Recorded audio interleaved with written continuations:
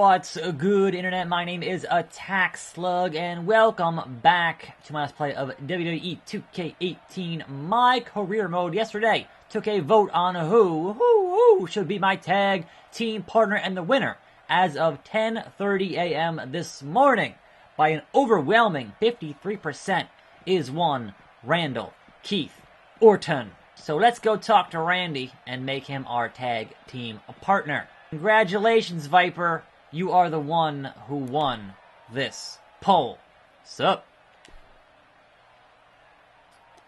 You and I are the best on the roster. I couldn't help realizing that both of us are the best the roster has to offer. Well, you're half right. Where is this coming from all of a sudden? I have no beef with you or affection. Kind of nothing, honestly. I mean, you seem to be getting something. What exactly is it that you want? You. Me? You know, the 12-time champion, or the 13-time champion. You and me in a duo, together. I'm telling you, this is perfect. We'd make a legendary combination, a Viper and a Slug. Yeah, and why would I want to do that with you? Together, we'd be unstoppable. No one will be able to defeat us. Maybe. You aren't half bad yourself, now and then. You claim no one could stop us. But last month, you got stopped pretty often. You feel like a liability to me. Dead weight. I don't want you bringing me down. Act like you can handle having a superstar right next to you who is your equal, or possibly your superior. Words aren't enough. Look, I'm good enough already. This is exactly what I mean. You're getting nowhere with this conversation. We're done here. Did I just lose this thing? Randy Orton, you won the poll. Randy Orton, no. What? Come on. So is my new goal to prove I am worthy of being in a tag team with Randy Orton, the Legend Killer? I feel like that's what the goal is now. Or Todd's gonna say, don't choose a main event guy, choose a mid-card guy. What are you doing? Apologies for the delay. We're ready now. You good? I'm ready, at least. Nothing new there. Good luck out there. What?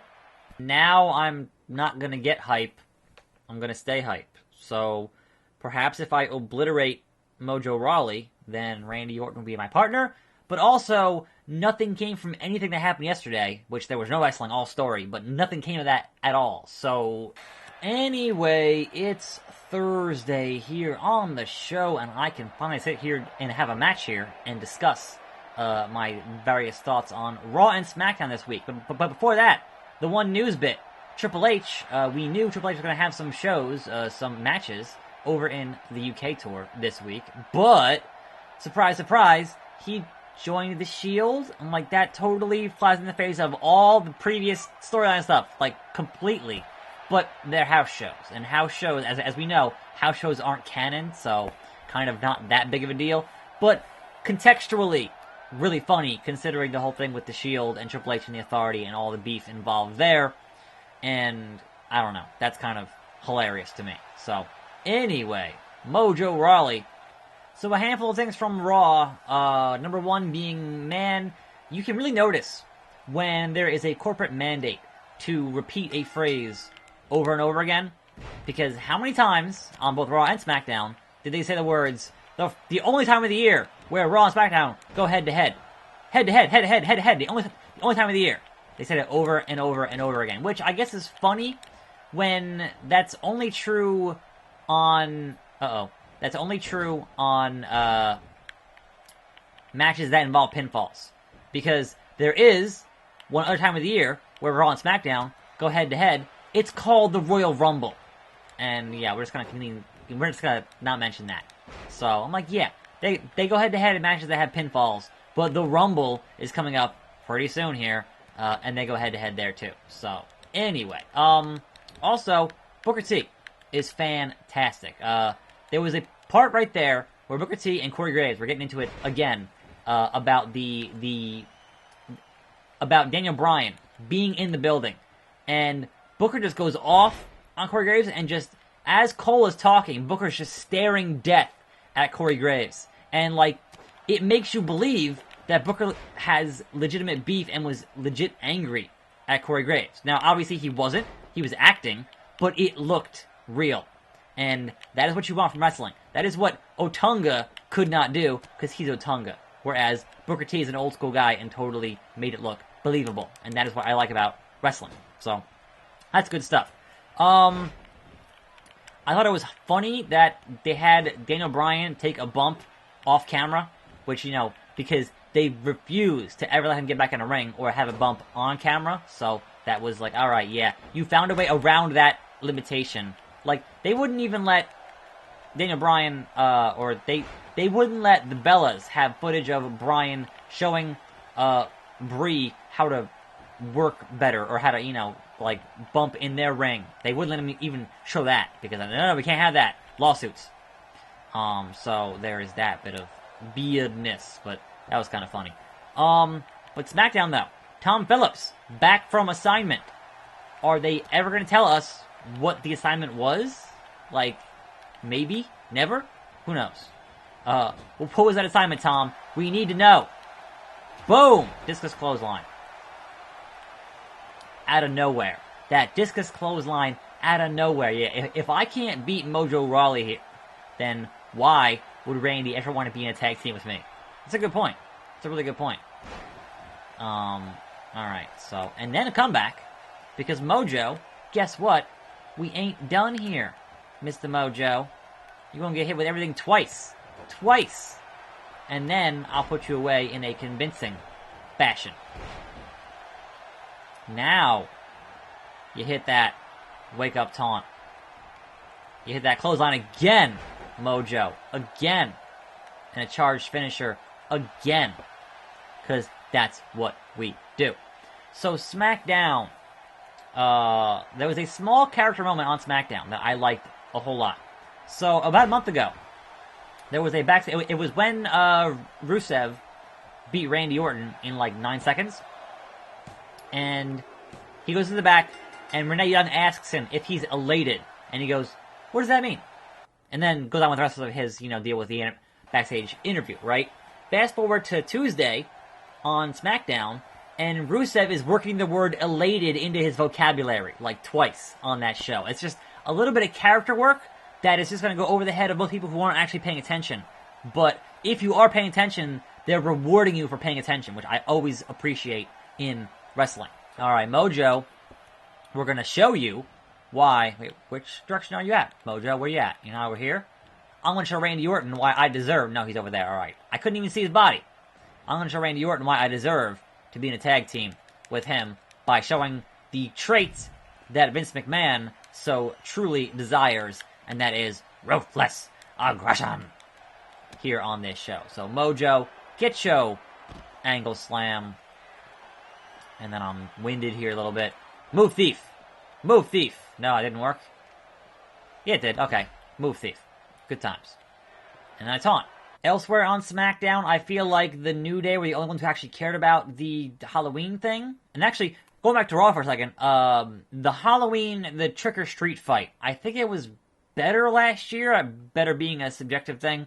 But also, having Gallows and Anderson in the Halloween trick-or-treat fight as their characters from Southpaw, as Chad Too Bad and Tex Ferguson, that was brilliant. It was way better than last time when they were in Memphis and for some reason had Heath Slater coming out as Pelvis Wesley. That made no sense. But having them in a Halloween thing as costumes made all the sense in the world. But also, why were Rhino and Slater in their Christmas stuff like that? Like, it's Halloween. What are you doing? I feel like that was a last-minute decision, and they're like, oh crap, we don't have anything else. Just put them in the Christmas stuff. The thought that they always carry around their Christmas stuff is kind of funny, but I don't know. Oh, hey, it's TJP. Hey, TJP. Video games. Am I right? Phew. You never beat around the bush, do you? Take it straight to the heart of the match. Thanks, TJP. Video games. Anyway. Kalisto, I hate you. I hate you, Kalisto. Stop trying to trick me. Did you even break a sweat? Man, you are something special. Oh, now you like me, Kalisto. I've beaten you twice. You should already know. You should already know. Paul Heyman. Paul Heyman, all about that money, money, money. Everybody's got a price. Somebody's got to pay. What up, Oos? Day one is H, am I right? I hope you aren't getting complacent and phoning it in. That fight wasn't as exciting as yours normally are. I don't know, man. That match seemed like all the other ones I've had in this game so far. It is not any better or any worse. Really? This same trio? I don't even want to, because they have the same stuff every freaking week. I don't even want to. I thought that Rusev pouring out the candy and smashing it was amazing. I thought pretty much everything on this episode of SmackDown with Rusev was amazing, because it's Rusev Day. Anyway, Ellsworth is now in a literal dog suit and not talking anymore. What are they doing with Carmella and Ellsworth? I almost feel like that they're going to swerve us, and at Survivor Series, after potentially Alexa Bliss pins or beats up or whatever Natalya, then perhaps they'll have their shocking moment for the show and have Carmella cash in at that show. Maybe. We'll see. Mojo and Nia. I bet you Nia has the same thing to say as usual. Yep, she sure does. Thanks a lot, Nia. And then Mojo. How do you feel after getting your butt whipped? Good to see you here, kid. Really? Really? I just beat you in a pretty convincing fashion. So, alright. There's that good brother who was talking smack, or was it Braun Strowman, or was it Seth Rollins? I don't even know. Damn, my match got moved. Hate when that happens. Good brother. So yeah, that rumor seems to have been overblown about them leaving, because apparently they went onto the UK tour, so I don't know. It was a thing where Anderson changed his Twitter thing a week before. Apparently Gallows has not had it in his Twitter for a year, so it's the internet being the internet, so, you know, is what it is. Vince McMahon. No. More importantly, woo! The Nature Boy. Hey, Neville likes you a whole lot, and so does Enzo back here in the backstage area. I hope you and I can have a match of our own soon enough. I'm ready to take you out. Woo! You aren't a playable character, old man Ric Flair. Woo! Look, you're profiling, but you aren't a playable character in this old man Ric Flair. It's just not gonna happen, Flair. I'm sorry. I'm sorry. I know it's the oldest ride and the longest line, but it's just not gonna happen, Rick. And there's the other good brother, Carl Anderson. What's going on, Carl? I'm still not over your win last week, Hootski. That was a fun match. Bo. Bo. The same bits from Bo. Gotta Bo leave. And Bo, I'm gonna leave. Can't let you out there just yet. Vince wants to chat with you. Oh boy. Good news? Bad news? It's Vince. Could be either. Better not keep him waiting. And make sure you don't sneeze, pal. Anyway, elsewhere on SmackDown, Sin Cara with his renewed push for signing his contract, and also they had Baron Corbin going after the Mask, and you have to wonder, could you set up Sin Cara, Baron Corbin, Mask versus hair?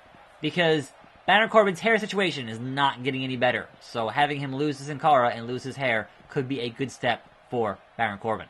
There he is. Vinnie Mac. Nothing gets by me on my show. You wanted to see me, Mr. McMahon? Quite frankly, I've heard you've been trying to recruit Randy Orton, and it hasn't been going well. That's true. Fair. Not exactly, no. We had one conversation. I like where your head is at. Truly I do. But your execution is lacking. He's being stubborn. He's a stubborn mule, or snake. The deal would benefit both of us, but more me. I should say it would. That's why I encourage it. At the moment, he doesn't see you as having any value. That's the real obstacle in your way. If you want him to join your ranks, you need to show him how valuable you can be to him. Isn't my raw strength and ability enough? Of course not. What superstar good enough to reach WWE doesn't have that in surplus? Here's the thing about Randy Orton. He's currently in a rivalry with Vince is so animated. He's like... He's currently in a rivalry with Mojo Rawley. Why is he so mad? Show Randy Orton you can take some weight off his shoulders. I just beat Mojo by going at Mojo Rawley. The enemy of my enemy, and things of that nature. Do that, and your new ally will start to see the big picture. Understood. I'll figure out what I can do. Thank you, Mr. McMahon. Certainly. Thanks, Vince. Find and ambush Mojo Rawley. And elsewhere on SmackDown, it looks like the Bludgeon Bros are going to be part of the Breezango Fashion Files universe. So that's cool. Considering how cartoonish they totally are, that works out pretty well. Looking forward to seeing how that plays out in future weeks. Although I will say, the Fashion Files, I like them, but I feel like they just don't have the heat they had when they started out. Because I understand that when you do a thing week in, week out, that requires a level of creativity, it's not always going to be great every week. And I mean, the best example is look at the New Day. Like the first 6 months when they were getting hot were amazing.